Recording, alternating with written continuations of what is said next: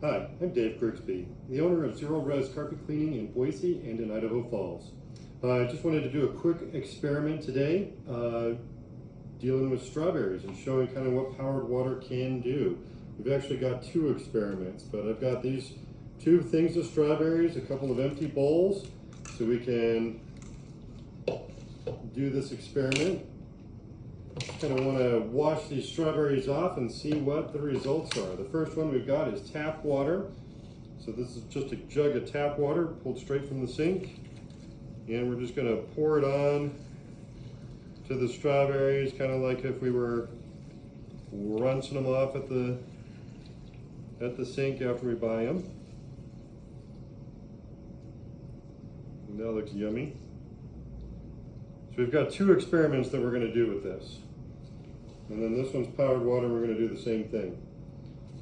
So the first one is to see, does powered water get more stuff off of strawberries than tap water? Already this one's looking a little more grody.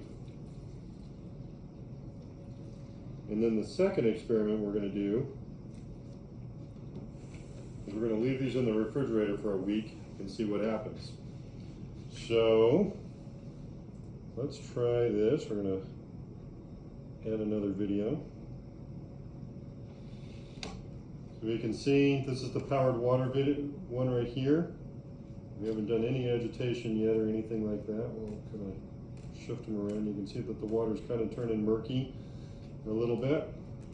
And then this is the tap water. It's looking murky, but not quite as murky, not quite as much.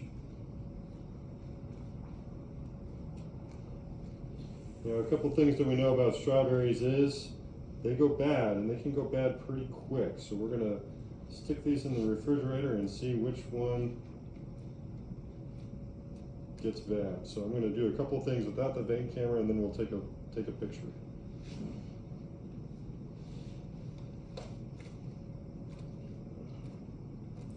Going to rinse these and get some agitation, get the lid, because I want to make sure the lid gets cleaned as well for this experiment.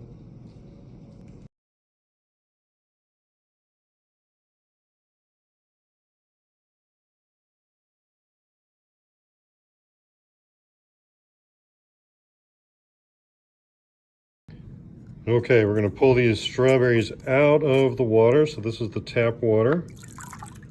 You can see there's some floaty thingies in there. Just a little bit of a rinse, let that drain out a little bit. And then we've got our powered water, strawberries with the powered water.